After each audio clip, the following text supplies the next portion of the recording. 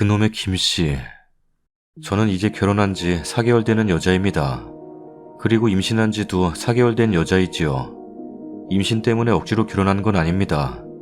결혼을 결심하고 날짜를 다 잡고 상견례도 다 하고 결혼을 2주 앞두고 임신 사실을 알고 계획한 거였기 때문에요.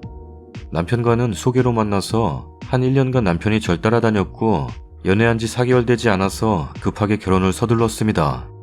남편이 서둘렀어요. 저도 어차피 할 거 일찍 하면 어떠냐는 아니라는 생각을 가지고 결혼한 거 맞습니다. 솔직히 남편에게 애정이 없던지라 1년간 거절을 했지만 저에게 헌신적으로 하려고 하는 모습을 보면서 결혼해도 괜찮겠다는 생각을 했고 잘 살 거라 생각했습니다. 맞아요. 결혼은 장난이 아닌데 더 깊이 생각해보지 않고 1년도 안 되는 짧은 연애 기간에 덥석 결혼. 저에게 모두들 하자 있냐는 소리도 참 많이 들었습니다. 내가 잘 살면 되지 하는 생각에 그렇게 결혼을 했었네요. 남편이랑 나이 차이 많이 납니다. 10살 이상 차이 납니다. 그래서 결혼 임신도 서둘렀던 것도 사실이죠. 결혼하기 몇 주 전부터 이 결혼 생활이 순탄치 않을 거라는 걸 알고 있었습니다. 아무런 이유 없이 사람을 의심하기 시작합니다. 그중 제일 큰 사례를 하나 들지요. 결혼하기 이틀 전 이야기입니다.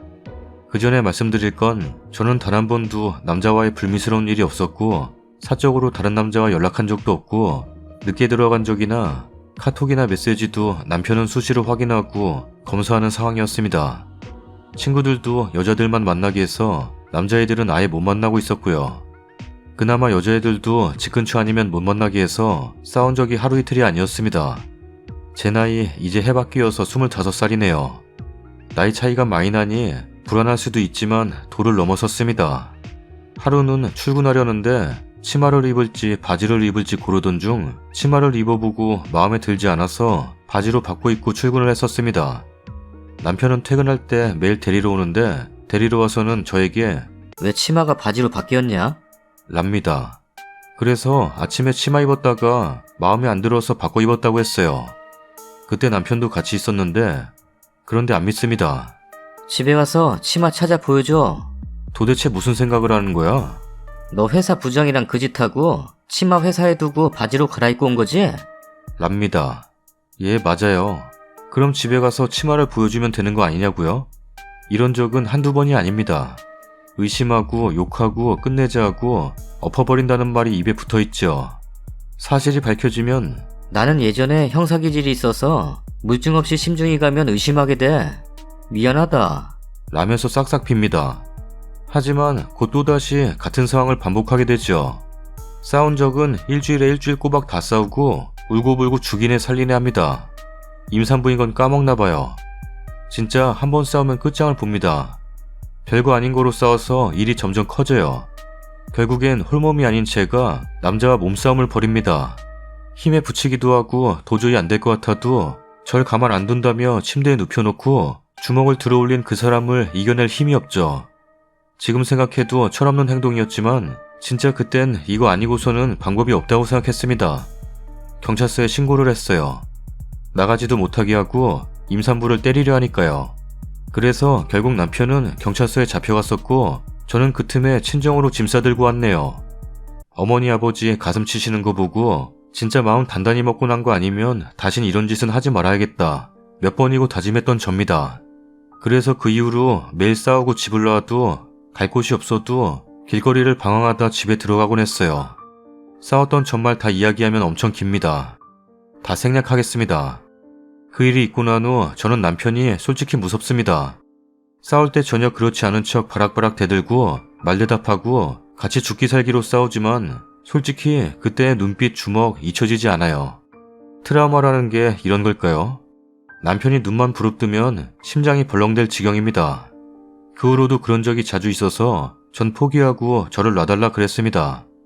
애는 제가 어떻게든 할 테니 절 놔달라고요. 화도 내지 않고 차분히 이야기하는 저를 보더니 또 싹싹 빕니다.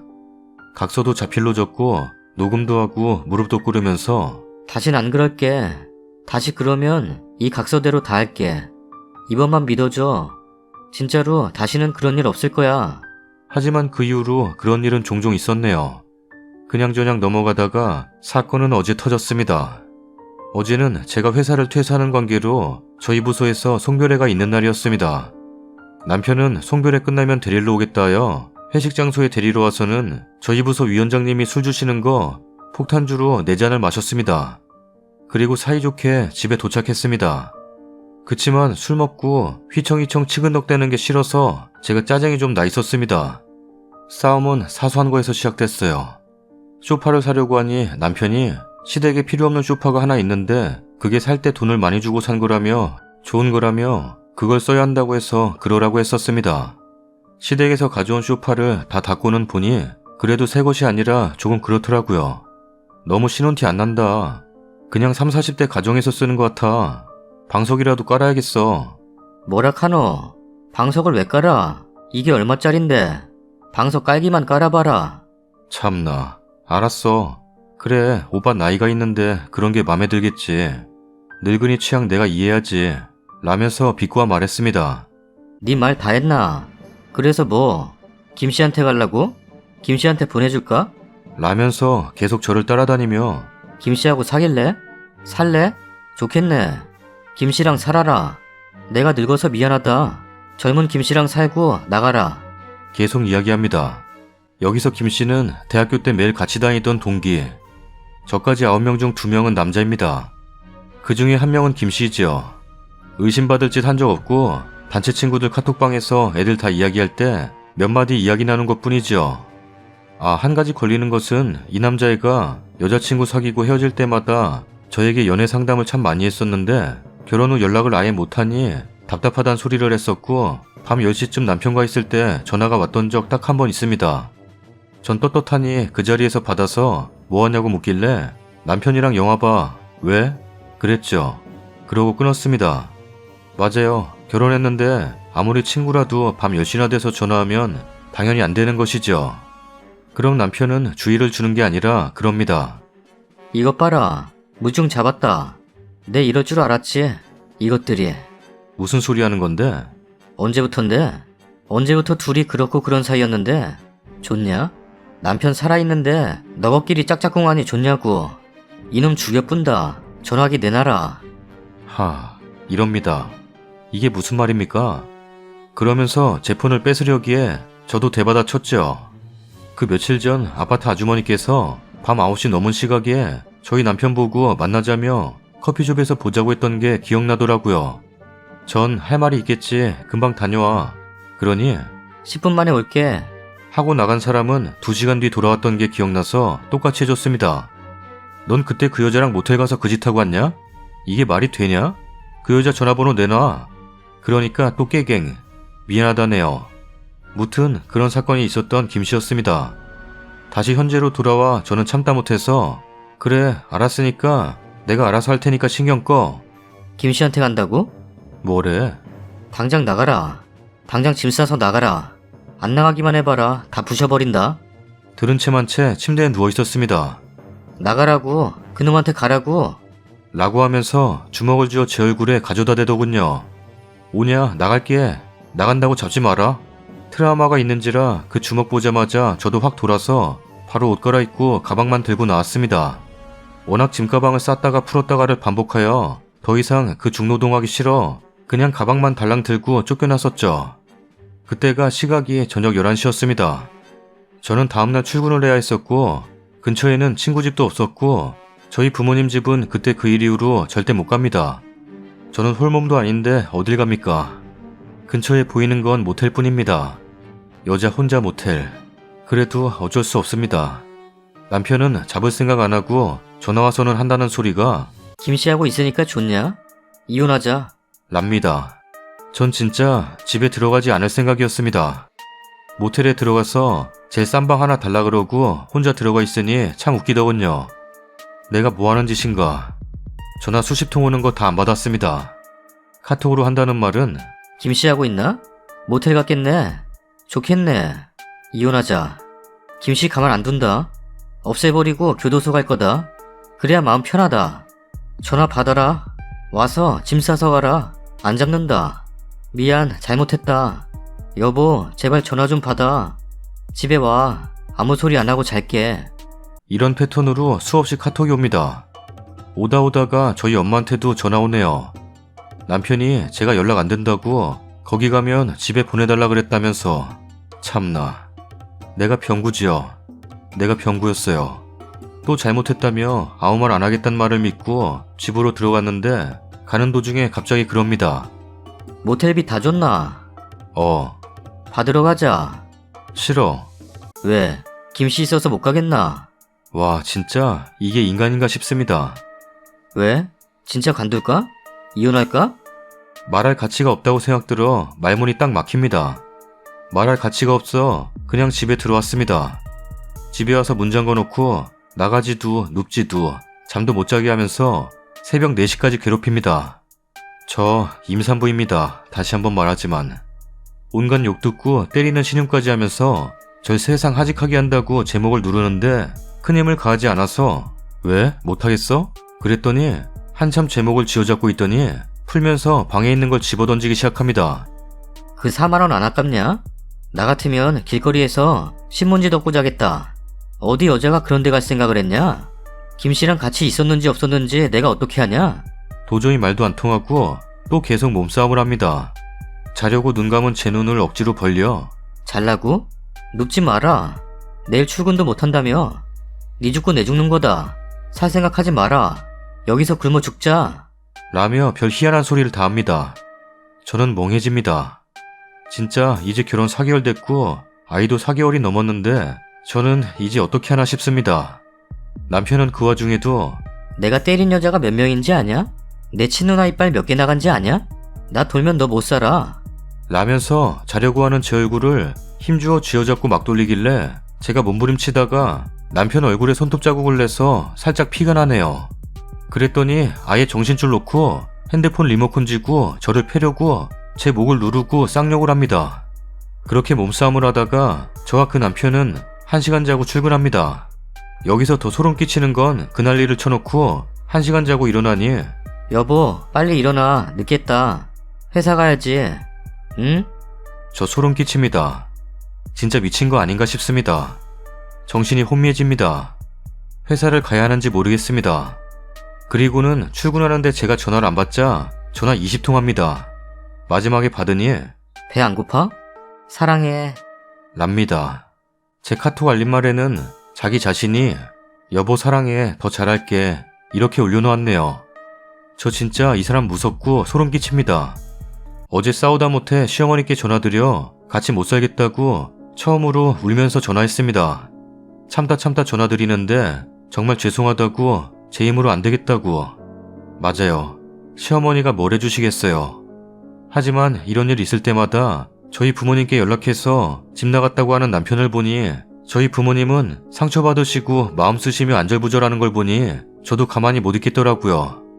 다음날 오시겠다며 아무 일 없는데 그런 일이 있진 않았을 거 아니냐며 자초지종 설명해보라십니다. 아무리 생각해도 이건 아닌 것 같습니다.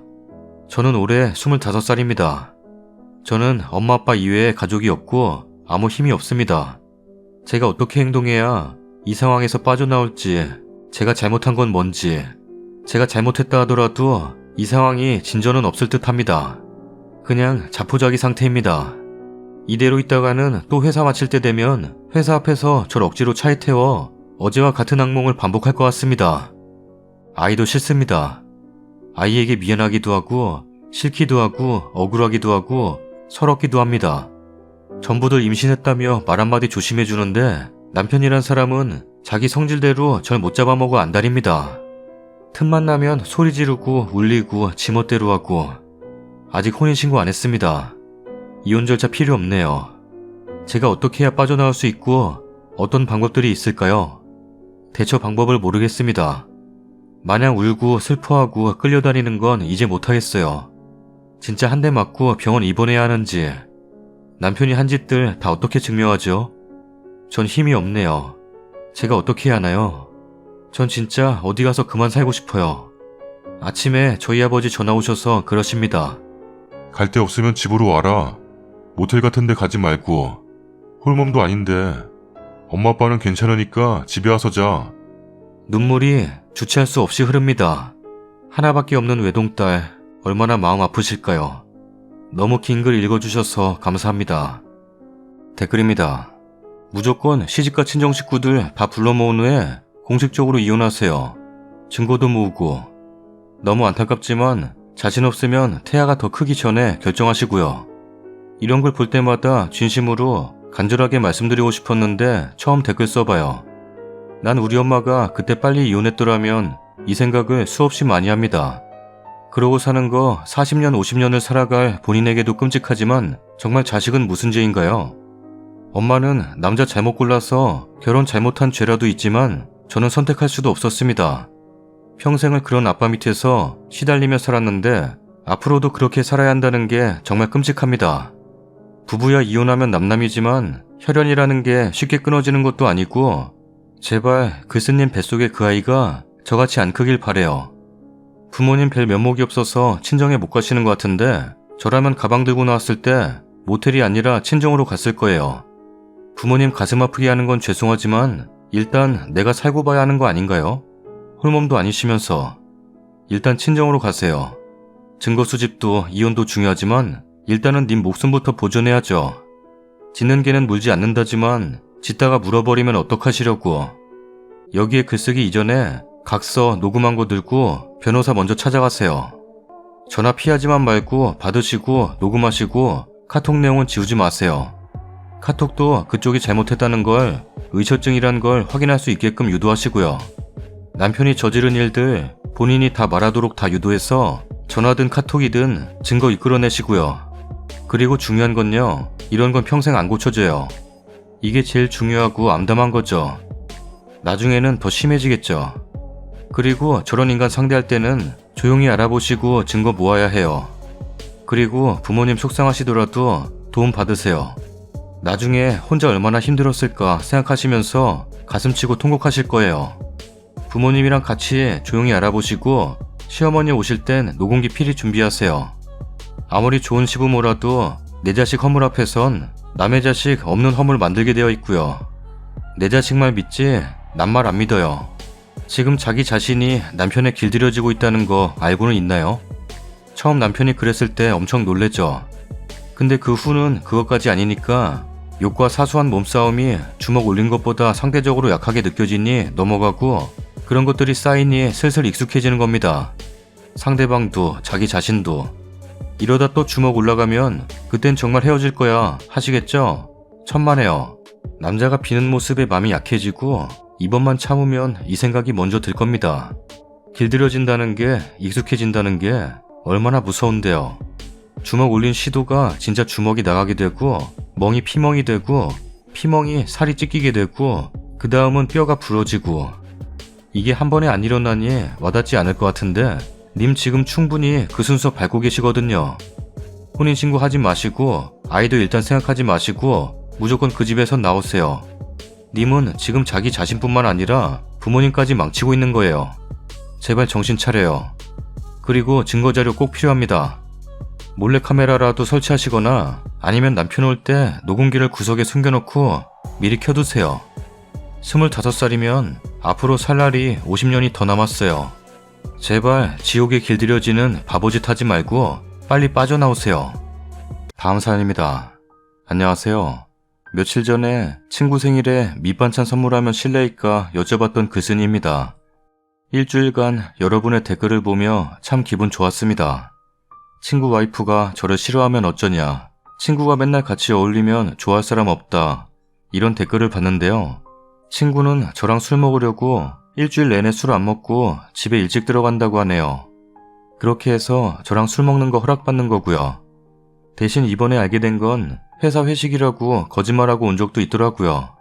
네, 뭐 이 정도는 장난이라 생각하고 친구도 저랑 어울리려고 나름 집에 일찍 들어가고 잘한다고 합니다. 뉘앙스가 좀 이상하게 흘러가긴 하는데 그냥 절친이니 그러려니 해주세요. 어제 친구 생일 파티는 아주 재밌게 맛있게 음식 잘 먹었습니다.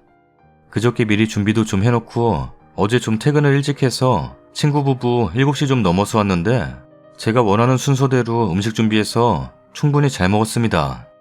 다른 분들이 사진 올려달라 하셨는데 제 솜씨가 그 정도는 아니라서 못 올려드려요. 죄송합니다. 그래도 대충 제가 준비해서 맛있게 잘 먹었어요. 첫 번째 요리는 생연어 타르타르. 이건 몇 번 해먹었던 요리라 그리 어렵지 않게 만들었습니다. 생연어 큐브 썰어서 준비한 온갖 채소와 소스를 묻히기만 하는 요리지만 아주 가성비 좋은 에피타이저로 맛나고 상큼하게 먹었습니다. 팁을 드리자면 연어 스테이크 할 때 손질하고 남는 부위 위주로 하시면 가성비는 더 좋아집니다. 썰면 어느 부위인지 잘 몰라요.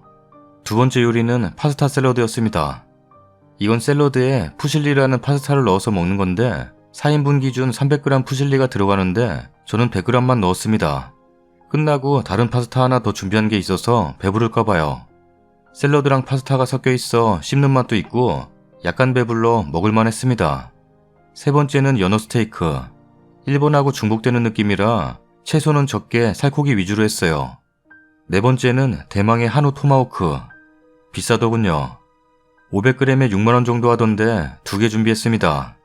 친구 와이프가 가장 잘 먹은 요리고 버터에 구웠던 아주 손쉬운 요리였습니다. 역시 고기가 최고. 다섯 번째로 원래는 새우 파스타를 준비했었는데 친구 와이프가 각각류 알러지가 있다는 걸 뒤늦게 알아서 다른 파스타를 할까 하다가 친구 부부가 개운한 거 먹고 싶다길래 열무국수로 변경했습니다.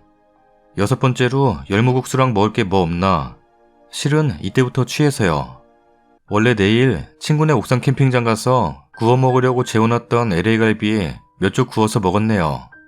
일곱 번째는 저만의 레시피인데 친구랑 맨날 자주 해먹는 도우 없는 피자 만들어 먹었습니다.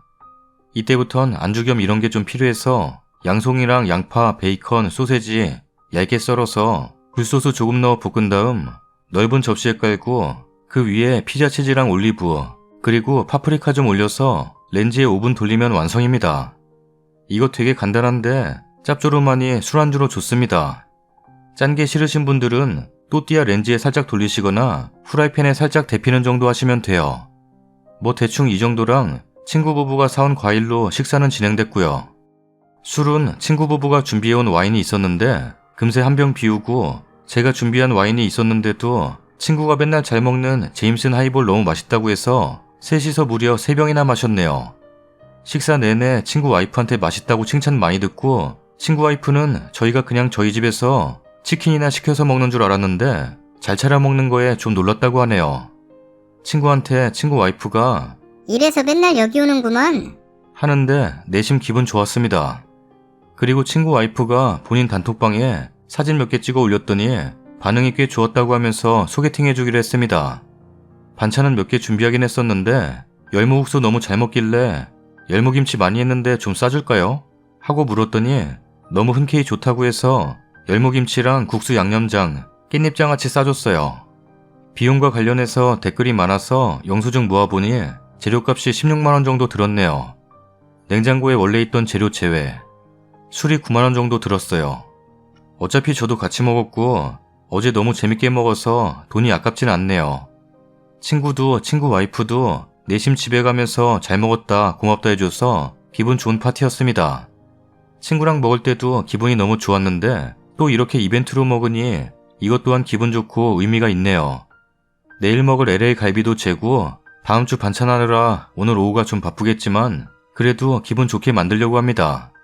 별거 아닌 후기지만 글로라도 남기고 싶어 이렇게 적어두고 저는 이만 물러갈게요. 글 읽어주셔서 감사하고요. 모두 즐거운 주말 되세요. 꾸벅. 댓글입니다. 귀찮아서 글 정독 잘 안 하는데 열심히 정독했더니 카모메 식당 같은 잔잔한 요리 드라마 본 느낌? 부럽네요. 요리 잘하는 쓰니도 부럽고 이런 친구 둔 쓰니 친구도 부럽고 열무김치 얻어간 친구 아내도 부럽고 난 배고프고 훈훈한 후기 감사해요. 이래서 맨날 여기 오는구만 하고 열무김치 싸달라는 거 보면 친구 와이프분도 꽁한 분 아니네요. 요리 솜씨도 그렇지만 마음씀이 너무 이뻐서 조만간 좋은 분이 데려가겠어요. 정면 돌파로 잘 해결되어 다행이네요.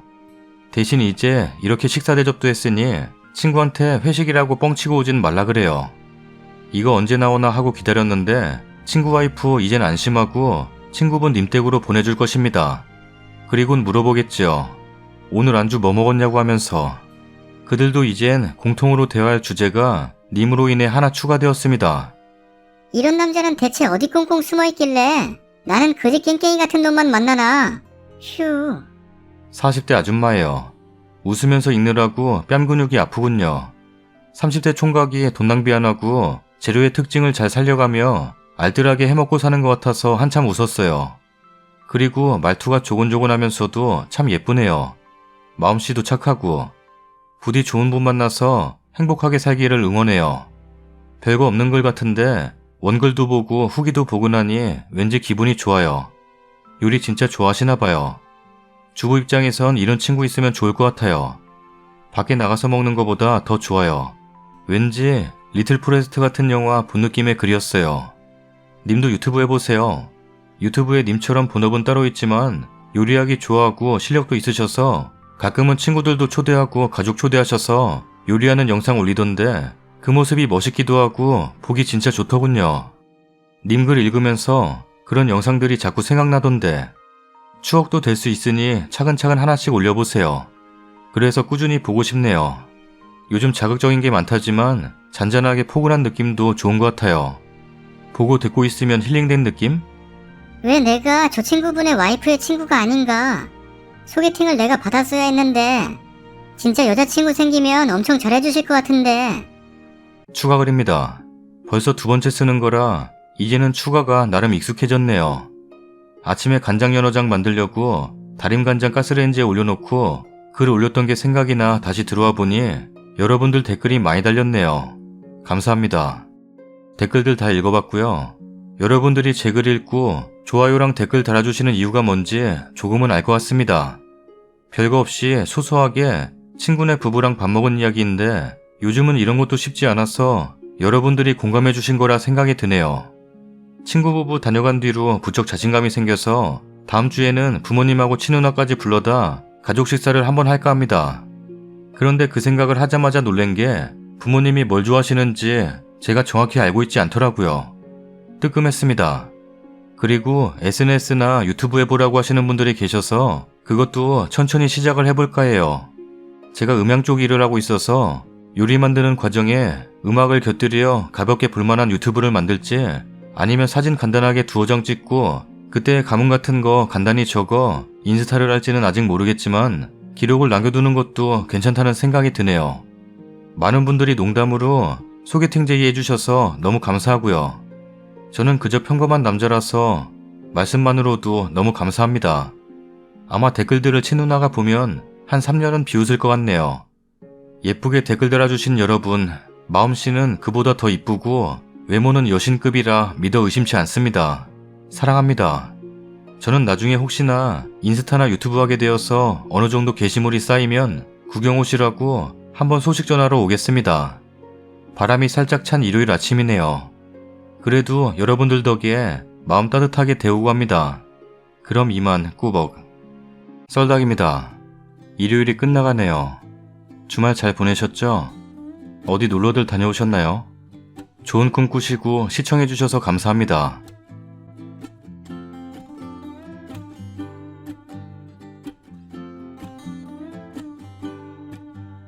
날씨가 춥다. 보일러 켜. 보일러를 키면 덥고 끄면 춥고. 적당히 틀어. 아하. 왜 출로 돌려?